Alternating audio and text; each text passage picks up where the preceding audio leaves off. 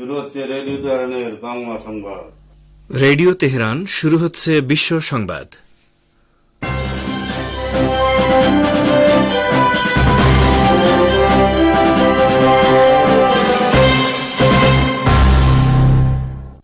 প্রথমেই সংবাদ শিরোনাম।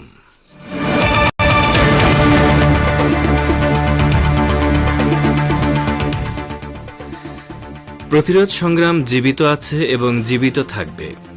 গাজা জয়লাভ করেছে ইরানের সর্বোচ্চ নেতা।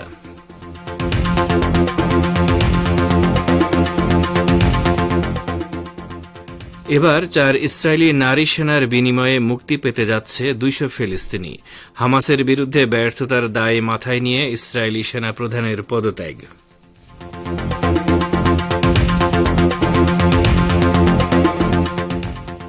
বিমানের ফ্লাইটে বোমা হামলার হুমকির ঘটনায় শাহজালাল বিমানবন্দরে জরুরি অবতরণ, বইমেলা ঘিরে কঠোর নিরাপত্তা ব্যবস্থা গ্রহণ।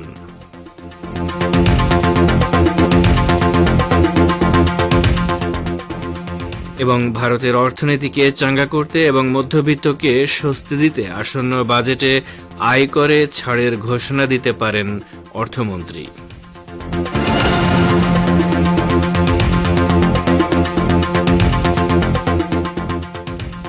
আসসালামু আলাইকুম। বিশ্ব সংবাদের গুরুত্বপূর্ণ অংশগুলো শুনলেন, এবারে বিস্তারিত। পরিবেশনায় রয়েছি রেজওয়ান হোসেন। ইসলামী প্রজাতন্ত্র ইরানের বেসরকারি খাতে সক্রিয় বেশ কয়েকজন উৎপাদক, পুঁজি বিনিয়োগকারী এবং উদ্যোক্তা আজ সর্বোচ্চ নেতা আয়াতুল্লাহিল উজমা খামেনির সঙ্গে দেখা করেছেন। এ সময় তিনি বলেন, যেমনটি বলেছি, প্রতিরোধ সংগ্রাম জীবিত আছে এবং জীবিত থাকবে। গাজা জয়লাভ করেছে। সর্বোচ্চ নেতা আরও বলেন, বিশ্বের সবার চোখের সামনে গাজায় যা ঘটছে তা রূপকথার মতো। মার্কিন যুক্তরাষ্ট্রের মতো বিশাল যুদ্ধ মেশিন রক্তপিপাসু ইহুদিবাদী ইসরায়েলকে সহায়তা দিয়ে 15 মাসের বেশি সময়ে 15,000 শিশুকে হত্যা করতে দ্বিধা করেনি এবং এই নৃশংস রেজিমকে বাংকার বিধ্বংসী বোমা সরবরাহ করেছে যাতে শিশুদের ঘরবাড়ি ও হাসপাতাল ধ্বংস করতে পারে। এটা যদি ইতিহাসে লেখা থাকতো তাহলে আমরা অবশ্যই তা বিশ্বাস করতাম, কিন্তু আজ তা আমাদের চোখের সামনে ঘটেছে। আয়াতুল্লাহ খামেনি বলেন, আমেরিকা ইহুদিবাদী ইসরায়েলকে তার সমস্ত সুযোগ সুবিধা ও শক্তি সামর্থ্য দিয়ে সহযোগিতা করেছে। তারা এটা না করলে প্রথম সপ্তাহেই ইহুদিবাদী ইসরায়েল নতজানু হতে বাধ্য হতো। নিষ্ঠুর ও নৃশংস ইহুদিবাদী ইসরায়েল সেই হামাসের সাথে আলোচনার টেবিলে বসেছে যেটাকে তারা ধ্বংস করতে চেয়েছিল এবং যুদ্ধবিরতি বাস্তবায়নের জন্য হামাসের শর্তগুলো মেনে নিয়েছে। ইসলামী প্রজাতন্ত্র ইরানের অর্থমন্ত্রী আব্দুল নাসের হেম্মাতি বলেছেন, ডোনাল্ড ট্রাম্প আমেরিকার প্রেসিডেন্ট হিসেবে ক্ষমতা গ্রহণের পর ইরানের উপর সর্বোচ্চ চাপ প্রয়োগের নীতি গ্রহণের যে নতুন সম্ভাবনা দেখা দিয়েছে তা মোকাবেলা করার জন্য তেহরান প্রস্তুত রয়েছে।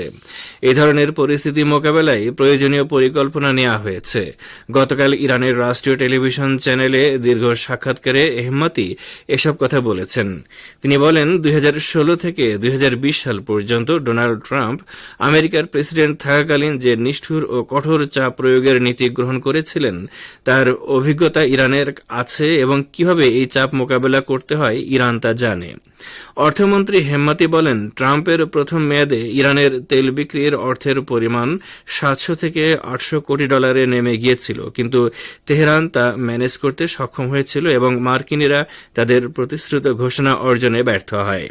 শুধু তাই নয়, ট্রাম্পের পর জো বাইডেনের প্রশাসন স্বীকার করেছিল যে ট্রাম্পের সর্বোচ্চ চাপ প্রয়োগের নীতি ব্যর্থ হয়েছে। এটা তাদের নিজেদের স্বীকারোক্তি ছিল। হেম্মাতি বলেন, ট্রাম্পের ক্ষমতায় আসার কারণে ইরান মোটেও ভীত নয়, বরং যে কোনো পরিস্থিতির জন্য আমরা পরিকল্পনা নিয়ে রেখেছি। ইহুদিবাদী ইসরায়েল আগামী 25 জানুয়ারি শনিবার তার 4 নারী সৈন্যের বিনিময়ে 200 ফিলিস্তিনি বন্দীকে মুক্তি দিতে যাচ্ছে বলে হামাসের একটি সূত্র খবর দিয়েছে।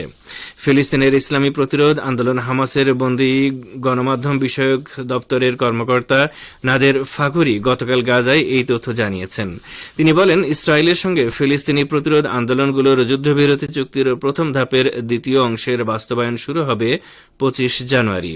ফাগুরি জানান, দুটি তালিকার ভিত্তিতে বন্দি বিনিময়ের মূল পর্বটি পরদিন 26 জানুয়ারি রোববার অনুষ্ঠিত হবে। এদিকে হামাসের শীর্ষস্থানীয় কর্মকর্তা তাহের আল নুনু এ বিষয়টি নিশ্চিত করেছেন যে দ্বিতীয় ফিলিস্তিনি বন্দীদের দলটির মুক্তির বিনিময়ে তারা 4 ইসরায়েলি নারীকে মুক্তি দিতে যাচ্ছেন। এর আগে হামাস ও ইসরায়েলের মধ্যে স্বাক্ষরিত যুদ্ধবিরতি চুক্তি অনুযায়ী 19 জানুয়ারি প্রথম দফায় হামাস 3 ইসরায়েলি নারী সেনাকে মুক্তি দেয়। এর বিনিময়ে ইহুদিবাদী সরকার 90 ফিলিস্তিনি বন্দীকে মুক্তি দেয়। প্রথম দফায় মুক্তিপ্রাপ্ত এই 90 জনের সবাই অধিকৃত পশ্চিম তীরের অফের কারাগার থেকে মুক্তি পান। হামাস বলেছে তারা স্বাক্ষরিত যুদ্ধবিরতি চুক্তি পুরোপুরি মেনে চলবে। ইহুদিবাদী ইসরায়েলের সেনাপ্রধান লেফটেন্যান্ট জেনারেল হার্জি হালেভি 2023 সালের 7 অক্টোবর হামাসের আল-আকসা তুফান অভিযান ঠেকাতে ব্যর্থতার দায় গ্রহণ করে পদত্যাগ করার কথা ঘোষণা করেছেন। তিনি গতকাল প্রধানমন্ত্রী বেনিয়ামিন নেতানিয়াহু ও যুদ্ধমন্ত্রী ইসরায়েল কাৎজকে নিজের পদত্যাগের কথা জানিয়ে বলেছেন, আগামী 6 মার্চ পদত্যাগের এই সিদ্ধান্ত কার্যকর হবে। নিজের পদত্যাগপত্রে জেনারেল হালেভি লিখেছেন, প্রতিদিন প্রতি মুহূর্তে এই ব্যর্থতার দায় আমাকে তাড়িয়ে বেড়ায়। বাকি জীবন আমাকে এই দায় বয়ে বেড়াতে হবে। জেনারেল হালেভির পদত্যাগের ঘোষণা প্রচারিত হওয়ার কিছুক্ষণ পর ইসরায়েলি বাহিনীর দক্ষিণাঞ্চলীয় কমান্ডের প্রধান ইয়েরন ফিঙ্কেলম্যানও পদত্যাগ করেছেন। এদিকে ইসরায়েলের সাবেক পররাষ্ট্রমন্ত্রী এভিডগর লিবারম্যান বলেছেন, জেনারেল হালেভির পদাঙ্ক অনুসরণ করে নেতানিয়াহুর উচিত তার গোটা মন্ত্রিসভা নিয়ে পদত্যাগ করা। আল-আকসা তুফান অভিযানে ইসরায়েলের প্রায় 1200 সামরিক ব্যক্তি নিহত হয় এবং প্রায় 250 ইহুদিবাদীকে পণবন্দী করে গাজায় নিয়ে আসা হয়।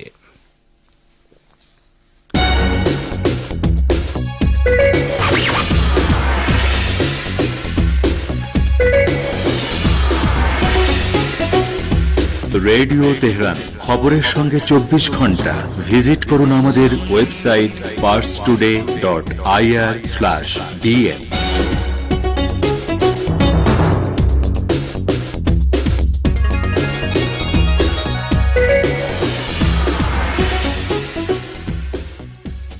ফিরে আসি বিশ্ব সংবাদে।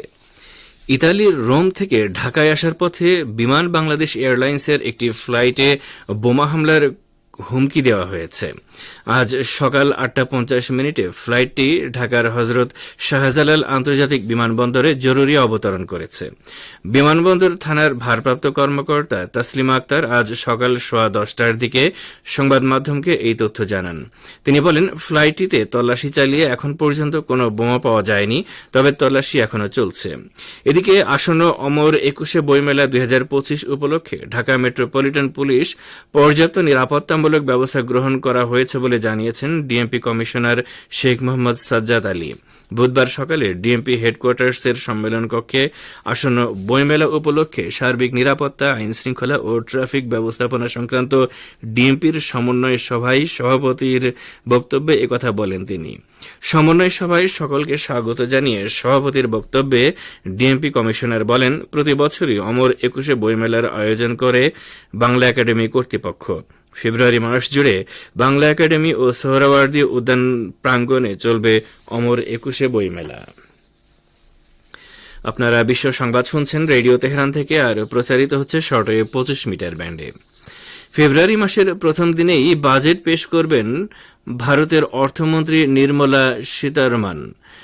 মন্থর অর্থনীতিকে চাঙ্গা করতে কি পদক্ষেপ নেয় কেন্দ্র, সেই দিকে সকলের নজর। মধ্যবিত্তকে স্বস্তি দিতে আয়করে ছাড়ের ঘোষণা দিতে পারেন অর্থমন্ত্রী। সূত্রের দাবি, নতুন অর্থবর্ষে 10 লক্ষ টাকা পর্যন্ত আয়ভুক্তদের কর ছাড় দিতে পারে কেন্দ্র। 15 থেকে 20 লক্ষ টাকা যাদের আয়, তাদের 25% ট্যাক্স দিতে হতে পারে। ভারত ও প্রশান্ত মহাসাগরীয় অঞ্চলে কোনোভাবেই দাদাগিরি বরদাস্ত করা হবে না নাম না করে চীনকে এমনই বার্তা দিল কোয়াড গোষ্ঠী।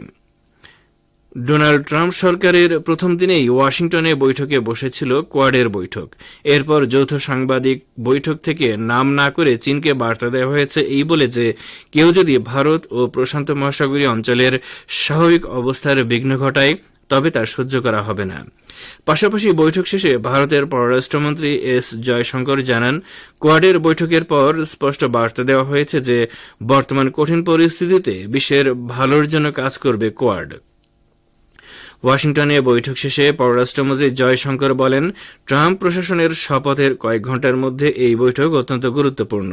এতে প্রমাণিত হয় বন্ধু রাষ্ট্রগুলোর ক্ষেত্রে মার্কিন পররাষ্ট্রমন্ত্রী কতখানি গুরুত্বপূর্ণ। ভারত ও প্রশান্ত মহাসাগরীয় অঞ্চলে যাতে স্থিতিশীলতা বজায় থাকে এবং সুস্থ বাণিজ্য হয় তা নিশ্চিত করতে বিস্তারিত আলোচনা হয়েছে এদিন। অস্ট্রেলিয়া, ভারত, জাপান ও আমেরিকা এই 4 দেশ নিয়ে গঠিত কোয়াড। ইহুদিবাদী ইসরায়েলের প্রধানমন্ত্রী বেনিয়ামিন নেতানিয়াহু তার উগ্র ডানপন্থী অর্থমন্ত্রী বেজালেল স্মোটরিচকে এই নিশ্চয়তা দিয়েছেন যে অধিকৃত জর্দান নদীর পশ্চিম তীরের ফিলিস্তিনি জনগণের বিরুদ্ধে হামলা জোরদার করা হবে। এই প্রতিশ্রুতি পেয়ে স্মোটরিচ পদত্যাগের সিদ্ধান্ত থেকে সরে গেছেন। হিব্রু ভাষার বেশ কয়েকটি গণমাধ্যম নেতানিয়াহুর এ সংক্রান্ত প্রতিশ্রুতি ফাঁস করে দিয়েছে। এতে বলা হয়েছে, গাজায় যুদ্ধবিরতি মেনে নেয়ার কারণে স্মোটরিচ মন্ত্রিসভা থেকে পদত্যাগ করার যে হুমকি দিয়েছিলেন তা বাস্তবায়ন করা থেকে তাকে বিরত রাখার জন্য নেতানিয়াহু বলেছেন তিনি পশ্চিম তীরে ব্যাপক মাত্রায় হামলা বাড়িয়ে দেবেন। স্মোটরিচ গাজায় হামাসের সঙ্গে যুদ্ধবিরতির ঘোরতর বিরোধী ছিলেন এবং তিনি শুরু থেকে বলে আসছিলেন যে যুদ্ধবিরতির অর্থ হবে হামাসের কাছে ইসরায়েলের আত্মসমর্পণ। গত 15 জানুয়ারি বুধবার হামাসের সঙ্গে যুদ্ধবিরতি চূড়ান্ত করে ইহুদিবাদী ইসরায়েল। এরপর 17 জানুয়ারি নেতানিয়াহুর মন্ত্রিসভায় চুক্তিটি অনুমোদিত হওয়ার ফলে 18 জানুয়ারি স্মোটরিচ এক বিবৃতিতে যুদ্ধবিরতির তীব্র সমালোচনা করেন। তিনি দাবি করেন নেতানিয়াহু একটি খারাপ ও বিপর্যয়কর চুক্তির প্রতি সবুজ সংকেত দিয়েছেন। মন্ত্রিসভার বৈঠকে চুক্তির বিপক্ষে ভোট দিয়েছেন স্মোটরিচ। গাজা উপত্যকায় যখন যুদ্ধবিরতি কার্যকর হয়েছে তখন ইহুদিবাদী ইসরায়েল জর্দান নদীর পশ্চিম তীরের জেনিন শহরে নির্বিচারে গুলি চালিয়ে অন্তত 8 ফিলিস্তিনিকে হত্যা করেছে। বর্বর ইহুদিবাদী সেনাদের গুলিতে আহত হয়েছেন আরও 35 জন। এই ঘটনার পর গাজা ভিত্তিক ফিলিস্তিনের ইসলামী প্রতিরোধ আন্দোলন হামাস দখলদার সেনাদের বিরুদ্ধে সংগঠিত হওয়ার জন্য পশ্চিম তীরের তরুণ সমাজের প্রতি আহ্বান জানিয়েছে। ফিলিস্তিনি গণমাধ্যম বলেছে, ইসরায়েলি সেনারা গতকাল সকালে হেলিকপ্টার গানশিপের ছত্রছায়ায় জেনিন শহর ও এর শরণার্থী শিবিরে বড় ধরনের অভিযান চালায়। ফিলিস্তিনি স্বশাসন কর্তৃপক্ষের পুলিশ বাহিনীর মুখপাত্র আনোয়ার রজব এক বিবৃতিতে জানিয়েছেন, ইসরায়েলি সেনারা বেসামরিক নাগরিক ও ফিলিস্তিনি পুলিশ বাহিনীর উপর নির্বিচারে গুলি চালালে বহু মানুষ হতাহত হন। ইসরায়েলি সামরিক বাহিনীও জেনিনে হামলা চালানোর বিষয়টি নিশ্চিত করেছে। আর এরই সাথে শেষ করছি রেডিও তেহরান থেকে আপাতত বিশ্ব সংবাদ।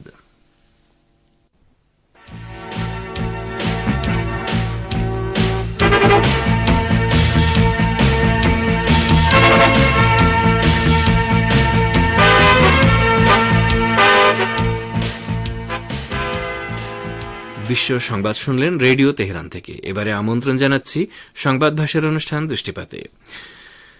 গত কয়েক বছরে ভেজাল মদ বা অ্যালকোহলযুক্ত পানীয় উৎপাদনের সবচেয়ে বড় গোপন কেন্দ্রে পরিণত হয়েছে ইস্তাম্বুল। সেখানে প্রতি বছর এ জাতীয় প্রায় 20 লাখ লিটার পানীয় আটক করা হয় এবং প্রতি বছর এইসব ভেজাল মদ পান করে মারা যান অন্তত 500 মানুষ। এ সম্পর্কে এখন রয়েছে আমাদের ভাষ্যকারের একটি পর্যালোচনা, পড়ে শোনাচ্ছেন বাবুল আখতার। গত কয়েক বছরে ভেজাল মদ বা অ্যালকোহলযুক্ত পানীয় উৎপাদনের সবচেয়ে বড় গোপন কেন্দ্রে পরিণত হয়েছে ইস্তাম্বুল। সেখানে প্রতি বছর এ জাতীয় প্রায় 20 লাখ লিটার পানীয় আটক করা হয় এবং প্রতি বছর এসব ভেজাল মদ পান করে মারা যান অন্তত 500 মানুষ। তুরস্কে 2024 সালের শেষের সপ্তাহগুলোতে এবং নতুন বছর 2025-এর প্রথম দিনগুলোতে ভেজাল মদ পানের কারণে মৃত্যুর সংখ্যা বাড়তে থাকার খবর এসেছে। নতুন বছরের প্রথম দিনেই তুরস্কে ভেজাল মদ তৈরি ও বিক্রির একটি নেটওয়ার্কের মদ খেয়ে বহু লোক মারাত্মক অসুস্থ হয়ে হাসপাতালে ভর্তি হন। এদের মধ্যে 37 জন মারা যান, 17 জন দৃষ্টিশক্তি হারিয়েছেন এবং 22 জন এখনো আইসিইউতে আছেন।